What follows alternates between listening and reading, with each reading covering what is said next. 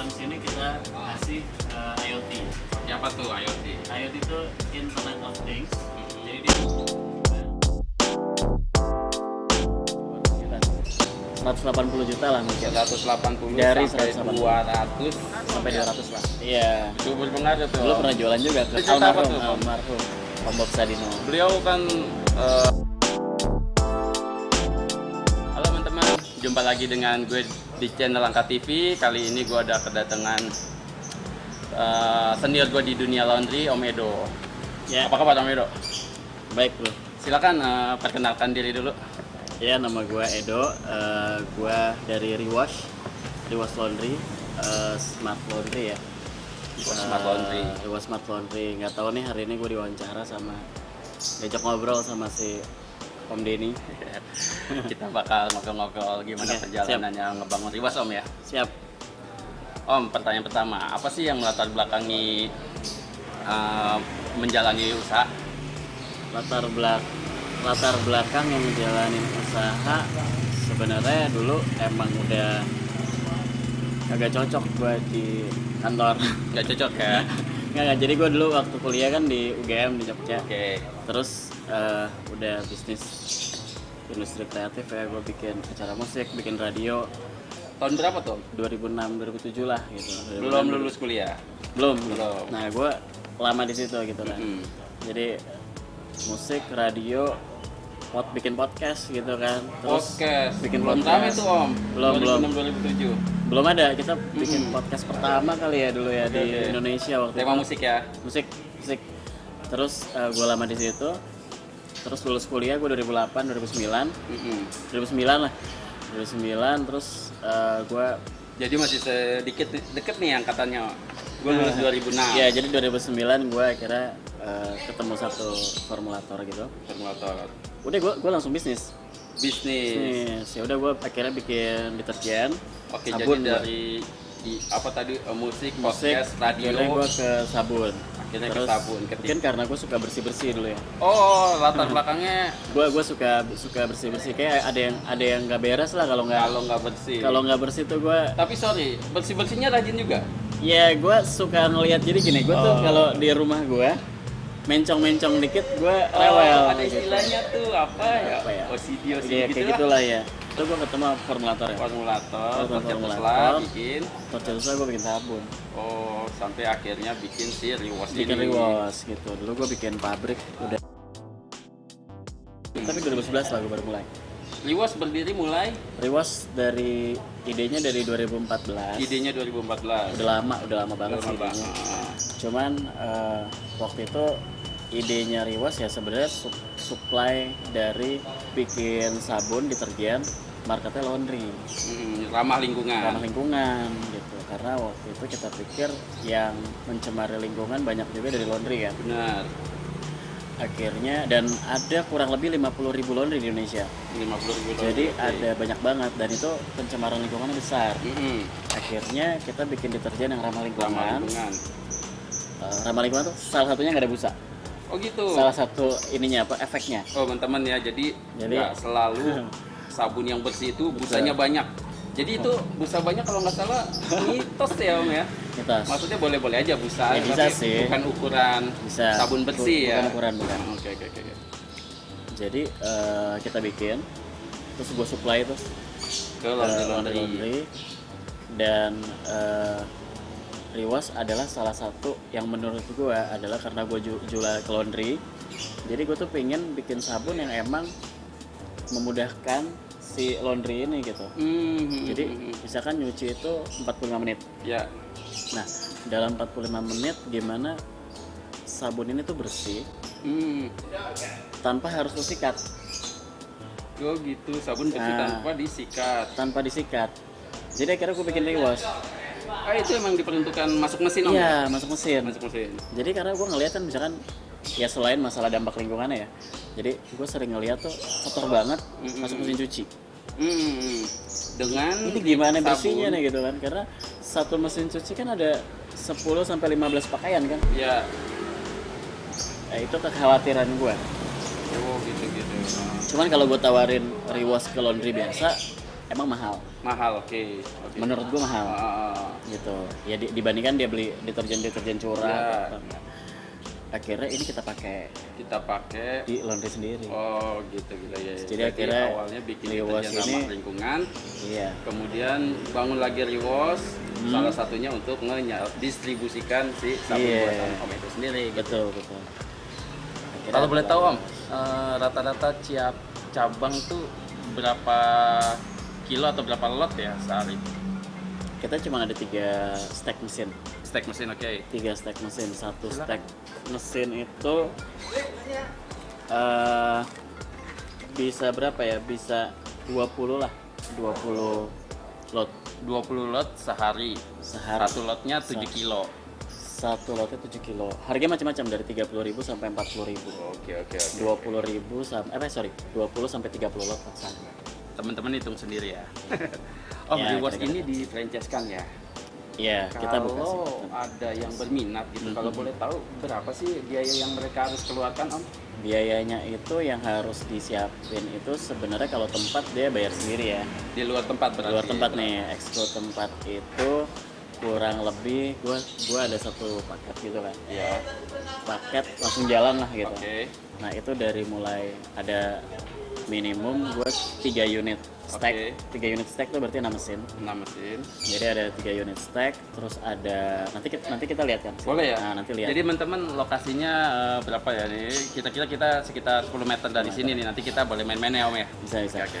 Nah, jadi dari situ ada satu paket, ada 3 unit mesin, ada peralatan perlengkapan interior semua, terus brandingnya, sistemnya, sistem juga. Semua udah gitu. Kita rekrut, kita training itu plus lisensinya nggak sampai 200 juta sih, 180 juta lah mungkin. 180 dari sampai 200 lah.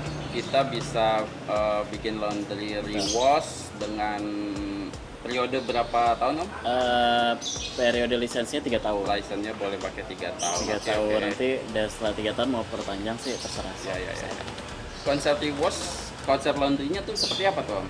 Konsep laundry-nya nanti kita keliling juga teman-teman ya. Oke. Ya, jadi lebih ada gambaran. Konsepnya adalah laundry plus teknologi sih. Laundry plus teknologi. Ya, makanya disebut smart laundry. Smart laundry. Jadi kita pakai ada teknologi IoT. IoT, apa tuh? Jelasin singkat Om. Internet of Things. Jadi kita taruh IoT-nya dalam mesin cuci, sehingga mesin cuci ini terkontrol. Jadi nggak ada lagi tuh orang nyuci itu diam-diam. Karyawan nyuci nggak ketahuan sama ownernya. Atau nggak. Jadi dengan adanya sistem Rewash ini laundry plus teknologi ini bisa mendigitalisasi semua operasional laundry kan. Jadi dari mulai mesin nyala kita tahu, pembayaran dan mesin itu bisa nyala kalau ada transaksi. Mesin nyala kalau ada. Nah, kalau nggak ada transaksi mesinnya nggak bisa nyala. Mengurangi fraud juga mengurangi fraud ya, efisien juga. Dan juga kayak misalkan ada orang bawa uang cash, nah di situ juga harus sesuai jumlah setorannya.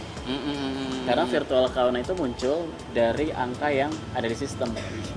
Jadi kita bisa nyalain mesin dari kantor pusat juga. Ngerti. Berarti ada tim IT juga. Ada tim IT-nya. Gitu. Oke. Tuh kayak gitulah. Konsep Rewash Smart Laundry teman-teman ya. Iya. Om, kan kita kenal nih berawal dari laundry sepatu ya. Bukan dulu, sekarang juga. Jadi Om itu juga punya laundry sepatu namanya Kans. Itu gimana? Boleh diceritain Om, gimana tuh kabarnya Kans tuh Om? Kans kabarnya lagi ini, kalau di laut lagi adem-adem aja di laut.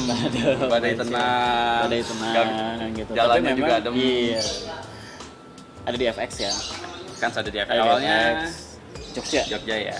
Jogja, tapi basicnya kan bikin sabun cuci sepatu. Oke, bikin sabun cuci sepatu. Mainnya ada di penjualan sabun ya. Oke. Di jasanya.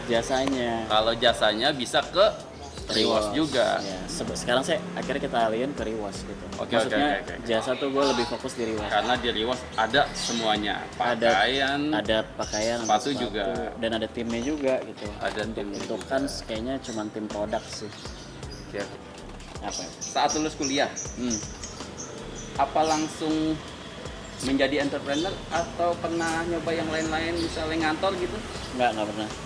Oh nggak pernah langsung? Nggak pernah langsung. Jadi agak jarang nih temen-temen ya langsung cepet, keren. Jadi dulu lulus kuliah kan gue udah bikin radio, bikin apa gitu, Ya, bikin acara musik gitu. Musik banget lah gue. Industri kreatif, terus gue bikin perusahaan merchandise gitu. juga.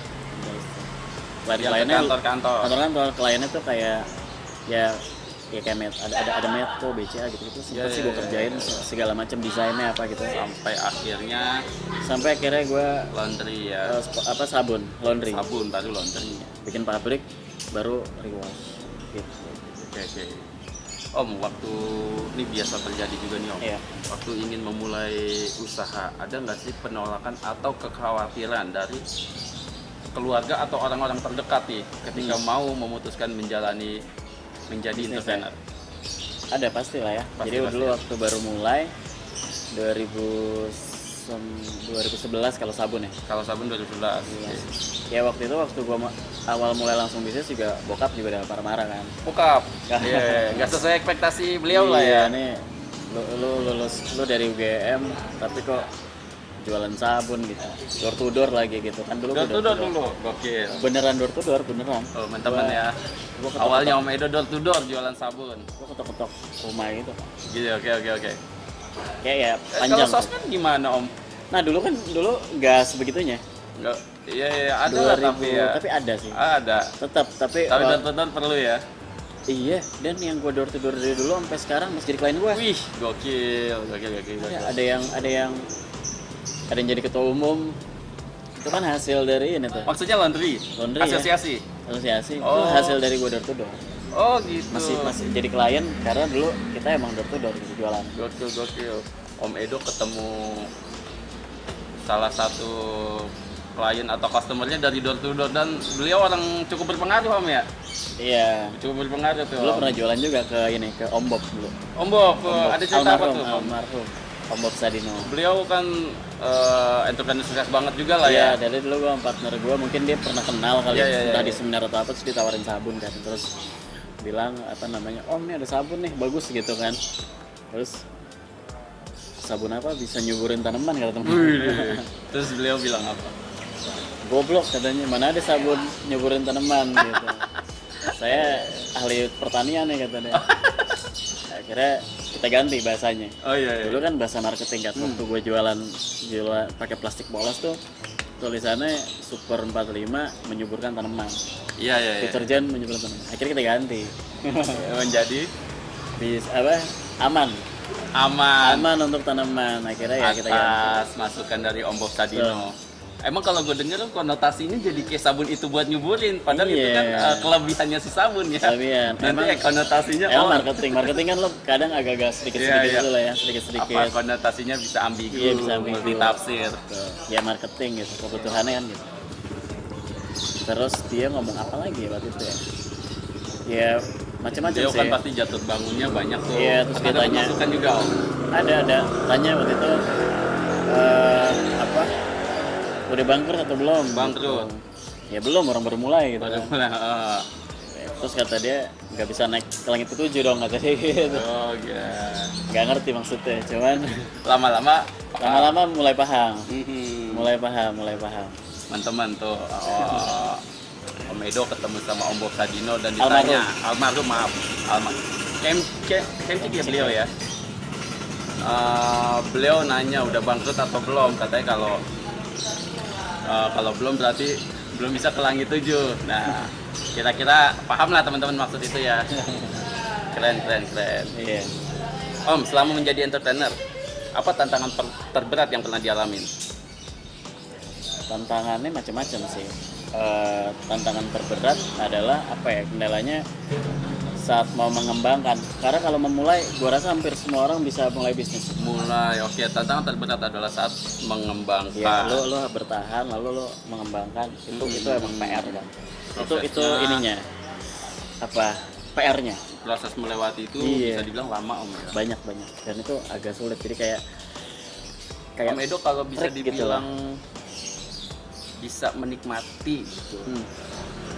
Kira-kira di tahun keberapa tuh Om kalau inget? Kalau menikmati sih mungkin Maksudnya jalannya udah enak gitu. Mungkin gue setelah di atas 7 tahun sih, 10 tahun sih, ini udah mau 10 tahun ya. Gue baru pelajaran banget tuh buat gue juga. Ya baru mulai ngerasain bisa punya dibilang tim, mulai ada tim solid, mulai ada tim, enak. Iya, walaupun nggak mulus enak. Nggak mulus, cuman pastilah mulus-mulus banget nggak mungkin juga kan Om. Mulai enak. 10 tahun coba. Jadi buat yang 1-2 tahun, 1-2 tahun, ayolah, maksudnya jangan mudah menyerah. Nah itu penting untuk setup mindset. Ya, Ya penting tuh setup mindset karena kita udah mindset kita udah, wah ini kita ngerasain mungkin 10 tahun lagi gitu. 10 tahun lagi. Maksudnya ada mindset bahwa bisnis tuh nggak mudah. Oke. Tapi jangan jadi bikin kita takut banget ya Pak. Iya. Karena maksudnya bukan setupnya adalah lo harus menikmati setelah 10 tahun nggak gitu sih. Cuman maksudnya lo udah set up mindset lo bahwa bisnis tuh nggak mudah. Bahwa lo bisa ketemu dengan hambatan-hambatan dan lain-lain. Ya, itu banyak banget sih. Jadi kalau mindsetnya udah siap, mentalnya udah siap sih, kayaknya bisa aja sih. Berarti penting. Gue pikir juga kan kayak gue juga baru 10 tahun, masih panjang sih ya. Panjang banget. Kalau teman-teman ada yang mau mulai usaha nih, biasanya fresh graduate atau masih kuliah kan biasanya ada kekhawatiran. Wajar lah ya. Itu sebaiknya apa tuh Om yang mesti dia lakukan agar kekhawatiran, apalagi resiko itu pasti ada ya. Apa yang harus gimana nih untuk bisa mencapai kemampuan bisa berarti. Tapi kalau ada mentor nggak gitu. Oh gitu, gimana tuh? Pernah. Sering. Apa Om pembelajaran yang bisa didapat dari kegagalan yang dialami? Ya kalau gue bilang ini Desember nih teman-teman ya. Jadi tahun depan nggak sampai sebulan lagi 2021. Iya, kalau gue bilang jelek nggak mungkin. Gue tetap berpikir bisnis laundry punya potensi. Iya.